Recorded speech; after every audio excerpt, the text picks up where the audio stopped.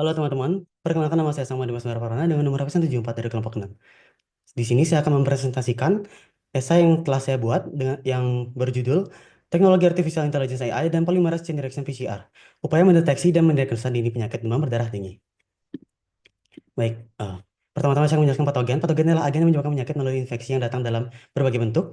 Agen-agen dari patogen mencakup organisme dan mikroorganisme, yaitu cacing, arthropoda, bakteri, dan protozoa, serta agen berskala molekuler, yaitu prion, dan virus. Selanjutnya ada penyakit. Penyakit adalah keadaan tidak normal tubuh yang menyebabkan fungsi tubuh yang tidak bekerja dengan baik, ketidaknyamanan, dan kesulitan kepada penderita penyakit. Nah, penyakit ini bisa disebabkan oleh banyak hal, yakni pola makan yang tidak sehat, usia, virus, bakteri, parasit, dan sebagainya. Travel disease adalah penyakit yang disebabkan oleh aktivitas berpergian atau berwisatawan yang disebabkan oleh aktivitas yang penuh dengan interaksi dan mobilisasi antara wisatawan yang datang ke negara tersebut dengan masyarakat lokal. Travel disease biasanya mencakup penyakit-penyakit infeksius seperti dengue, malaria, HIV atau AIDS, tuberkulosis, demam tifoid, dan sebagainya.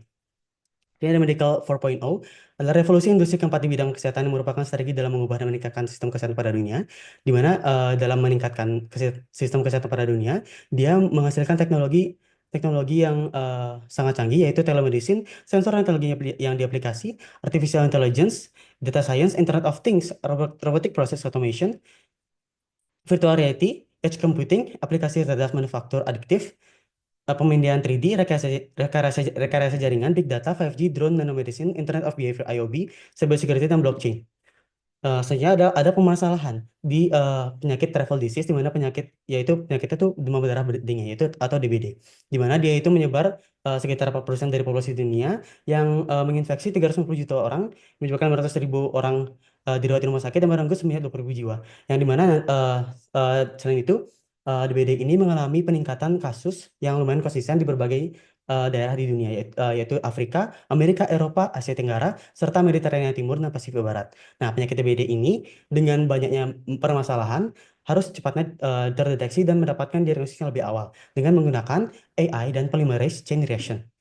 Nah, demam berdarah dengue merupakan penyakit menular yang disebabkan oleh infeksi dengue viruses atau DENV, yaitu dari serotype DENV1 hingga DENV4 yang melalui gigitan nyamuk Aedes aegypti dan Aedes albopictus, di mana dia memiliki tiga klasifikasi, yaitu dengue fever, tadi F, dengue hemorrhagic fever, dan dengue shock syndrome. Dengue fever adalah infeksi akut yang memberikan berbagai gejala seperti trombositopenia, limfadenopati, leukopenia, nyeri otot, nyeri sendi, nyeri retroorbital, demam, dan sakit kepala. Nah, dengue hemorrhagic fever adalah penyakit demam tinggi yang parah dengan tanda-tanda seperti kegagalan fungsi hemostasis, peningkatan permeabilitas pembuluh darah, dan kebocoran pembuluh darah yang parah.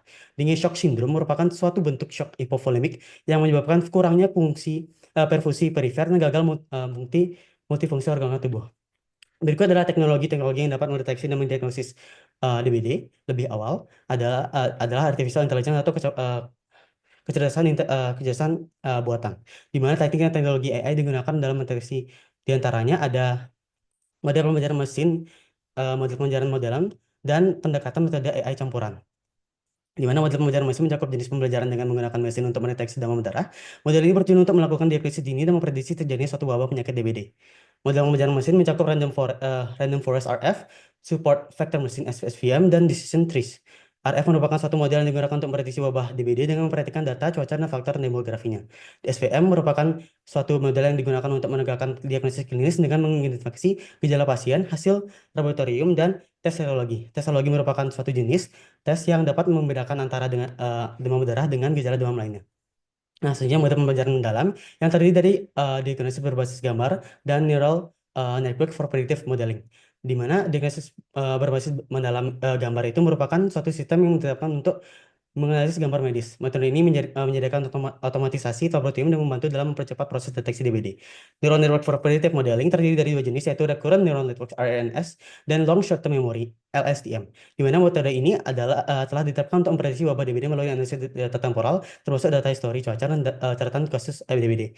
Selanjutnya ada metode AI campuran, merupakan penggabungan dari model pembelajaran mesin dan pembelajaran mendalam untuk meningkatkan kecepatan dan ketepatan dalam memprediksi wabah DBD. Metode ini merupakan data terstruktur dan data tidak terstruktur menghasilkan pengalaman yang lebih komprehensif mengenai pola penyebaran wabah.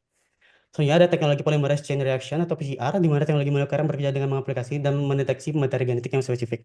Data PCR dalam mendeteksi DNF adalah koleksi sampel, ekstraksi RNA, aplikasi, dan deteksi. Tahapan koleksi sampel adalah tahapan mengambil sampel dari darah pasien terjangkit. Tahapan ekstraksi RNA adalah tahapan melakukan isolasi terhadap RNA dari virus. Hal ini dilakukan untuk memastikan bahwa hanya materi genetik dari DNF saja yang sudah diambil. Selanjutnya tahapan aplikasi adalah tahapan menggunakan teknologi dari PCR, di mana RNA dari DNF akan dikonversi menjadi komplementari DNA atau cDNA. Nah, sendiri yang sudah diaplikasi akan melewati siklus yang dilakukan secara berulang dalam thermocycle. Setiap siklus akan mengonversi ukuran dari RNA DV. Tahapan deteksi adalah tahapan menganalisis cDNA yang sudah diaplikasi. Nah, dengan teknologi tersebut, eh, eh, sangat memungkinkan untuk memberikan solusi kepada masalah eh, penyakit DBD yang sedang terjadi pada tahun ini. Berikut ada referensi yang saya gunakan. Sekian presentasi dari saya. Mohon maaf apabila ada yang tidak berkenan. Sekian, terima kasih.